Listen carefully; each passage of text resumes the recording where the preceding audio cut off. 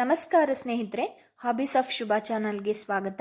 ಇವತ್ತಿನ ವಿಡಿಯೋದಲ್ಲಿ capsicum tomato ಗೊಜ್ಜನ್ನ ಮಾಡ್ತಾ ಇದ್ದೀನಿ. ದಿಢೀರಾಗಿ ಬೆಳಗಿನ ಗಡಿಬಿಡಿಗೆ ಮಾಡುವಂತಹ ಗೊಜ್ಜು ಇದು.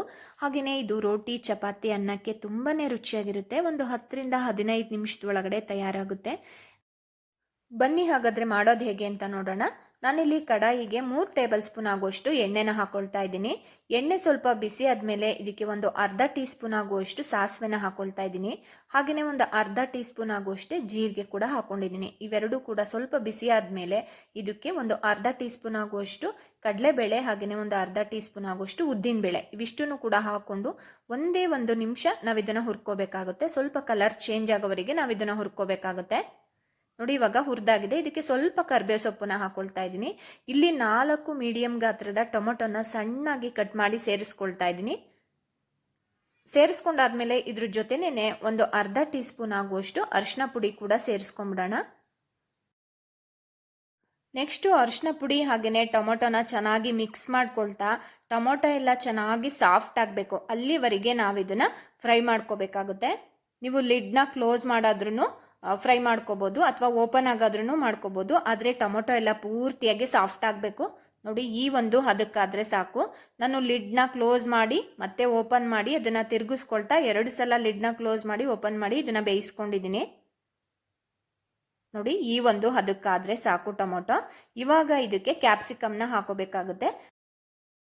ನಾನಿಲ್ಲಿ 3 ಮೀಡಿಯಂ ಗಾತ್ರದ ಕ್ಯಾಪ್ಸಿಕಮ್ನ ಸಣ್ಣದಾಗಿ ಕಟ್ ಮಾಡಿ ನಾನಿಲ್ಲಿ ಸೇರಿಸ್ಕೊಳ್ತಾ ಇದ್ದೀನಿ. ಆದಷ್ಟು ಕೂಡ ಸಣ್ಣದಾಗಿ ಕಟ್ ಮಾಡಿಕೊಂಡ್ರೆ ಎಣ್ಣೆನಲ್ಲಿ ಫ್ರೈ ಆಗುವಾಗ ಬೇಗನೂ ಫ್ರೈ ಆಗುತ್ತೆ ಮತ್ತು ತಿನ್ನೋದಕ್ಕೂ ಕೂಡ ಚೆನ್ನಾಗಿರುತ್ತೆ. ನೋಡಿ, ಈ ಥರ ಮಿಕ್ಸ್ ಮಾಡ್ಕೊಳ್ತಾ ಎಣ್ಣೆನಲ್ಲೇ ಚೆನ್ನಾಗಿ ನಾವು ಇದನ್ನು ಕ್ಯಾಪ್ಸಿಕಮ್ನ ಬೇಯಿಸ್ಕೋಬೇಕು. ಏಕೆಂದರೆ ನೆಕ್ಸ್ಟು ನಾವು ಹುಣಸೆ ಹುಳಿನ ಹಾಕ್ತೀವಿ. ಕೆಲವು ಟೈಮು ಹುಣಸೆ ಹುಳಿನ ಹಾಕಿದಾಗ ತರಕಾರಿ ಚೆನ್ನಾಗಿ ಬೇಯಲ್ಲ. ಹಾಗಾಗಿ ಚೆನ್ನಾಗಿ ಇದು ಫ್ರೈ ಆದಮೇಲೆ ನಾವು ಇದಕ್ಕೆ ಹುಣಸೆ ರಸನ ಸೇರಿಸ್ಕೋಬೇಕಾಗುತ್ತೆ. ನೋಡಿ, ಇಲ್ಲಿ ಒಂದು 1/4 ಕಪ್ ಆಗುವಷ್ಟು ಹುಣಸೆ ರಸನ ಸೇರಿಸ್ಕೊಳ್ತಾ ಇದ್ದೀನಿ. ಒಂದು ಸಣ್ಣ ನೆಲ್ಲಿಕಾಯಿ ಗಾತ್ರದಷ್ಟು ಹುಣಸೆ ಹಣ್ಣನ್ನು ಕಿವುಚಿ ಅದ್ರ ರಸನ ನಾನಿಲ್ಲಿ ಹಾಕೊಳ್ತಾ ಇರೋದು. ನೋಡಿ, ಇದಿಷ್ಟು ಕೂಡ ಹಾಕಾದ್ಮೇಲೆ ಚೆನ್ನಾಗಿ ಇದನ್ನ ಕುದಿಸ್ಕೋಬೇಕಾಗುತ್ತೆ. ನಾವು ಒಂದು 3 ರಿಂದ 4 ನಿಮಿಷನೇ ಚೆನ್ನಾಗಿ ಕುದಿಸ್ಕೋಬೇಕು. ಕ್ಯಾಪ್ಸಿಕಮ್ ಚೆನ್ನಾಗಿ ಬೇಯಬೇಕು, ಬೆಂದ್ರೇನೆ ಟೇಸ್ಟ್ ಇರೋದು. ಕ್ಯಾಪ್ಸಿಕಮ್ನ ಬೇಯಿಸ್ಕೊಳ್ಳೋ ಈ ಟೈಮಲ್ಲಿ ಒಂದು ಅರ್ಧ ಟೀ ಸ್ಪೂನ್ ಆಗುವಷ್ಟು ಉಪ್ಪನ್ನ ಸೇರಿಸ್ಕೊಳ್ತಾ ಇದ್ದೀನಿ. ಈ ಥರ ಉಪ್ಪನ್ನ ಸೇರಿಸ್ಕೊಳ್ಳೋದ್ರಿಂದ ಕ್ಯಾಪ್ಸಿಕಮ್ ಬೇಗನೆ ಸಾಫ್ಟ್ ಆಗುತ್ತೆ.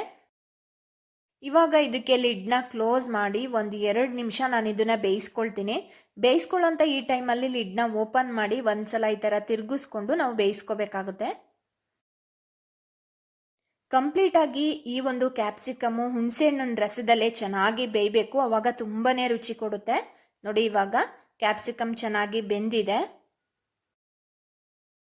ನೆಕ್ಸ್ಟು ಇದಕ್ಕೆ ಒಂದು 1/4 ಕಪ್ ಆಗುವಷ್ಟು ನೀರನ್ನ ಹಾಕೊಂಡು ನಾನಿಲ್ಲಿ ಮಿಕ್ಸ್ ಮಾಡ್ಕೊಳ್ತೀನಿ. ಗೊಜ್ಜು ಅಂತ ಹೇಳಿದ್ರೆ ತುಂಬ ಗಟ್ಟಿನೂ ಇರಬಾರ್ದು, ಹಾಗೆಯೇ ತುಂಬ ಸಾಂಬಾರ್ ಥರ ತೆಳುನೂ ಇರಬಾರ್ದು, ಒಂದು ಮೀಡಿಯಂ ಹದದಲ್ಲಿರಬೇಕು. ಹಾಗಾಗಿ ಒಂದು 1/4 ಕಪ್ ಆಗುವಷ್ಟು ನೀರನ್ನು ಹಾಕೊಂಡ್ರೆ ಸಾಕಾಗುತ್ತೆ. ನೋಡಿ, ಇವಾಗ 1/4 ಕಪ್ ನೀರನ್ನು ಹಾಕೊಂಡು ಚೆನ್ನಾಗಿ ಮಿಕ್ಸ್ ಮಾಡ್ಕೊಳ್ತಾ ಇದ್ದೀನಿ. ಮಿಕ್ಸ್ ಮಾಡ್ಕೊಳ್ತಾ ಇದನ್ನ ಒಂದೇ ಒಂದು ನಿಮಿಷ ಕುದಿಸ್ಕೋಬೇಕಾಗತ್ತೆ. ನೋಡಿ, ಇವಾಗ ಕುದೀತಾ ಇದೆ. ಇವಾಗ ಇದಕ್ಕೆ 1 ಟೀ ಸ್ಪೂನ್ ಆಗುವಷ್ಟು ರೆಡ್ ಚಿಲ್ಲಿ ಪೌಡರ್ನ ಹಾಕೊಂಡಿದ್ದೀನಿ.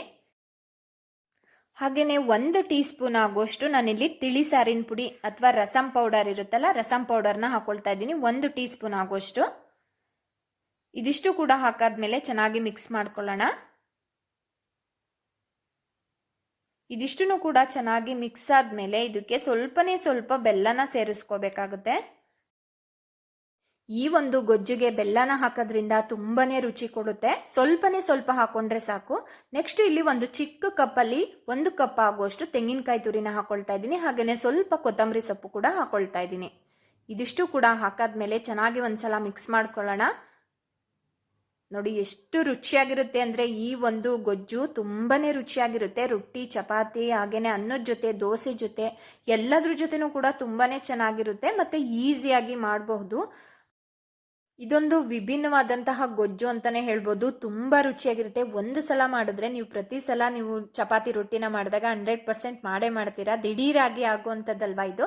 ಹಾಗಾಗಿ ಖಂಡಿತ ಈ ಒಂದು ರೆಸಿಪಿನ ನೀವು ಕೂಡ ಟ್ರೈ ಮಾಡಿ, ಹೇಗಿತ್ತು ಅಂತ ದಯವಿಟ್ಟು ಕಮೆಂಟ್ ಮಾಡಿ. ಹಾಗೆಯೇ ಚಾನಲ್ಗೆ ಹೊಸಬ್ರಾಗಿ ನೋಡ್ತಾ ಇದ್ರೆ ಪ್ಲೀಸ್ ಸಬ್ಸ್ಕ್ರೈಬ್ ಮಾಡ್ಕೊಳ್ಳಿ. ಈ ವಿಡಿಯೋನ ನಿಮ್ಮ ಫ್ರೆಂಡ್ಸ್ ರಿಲೇಟಿವ್ಸ್ಗೂ ಕೂಡ ಶೇರ್ ಮಾಡಿ. Thank you.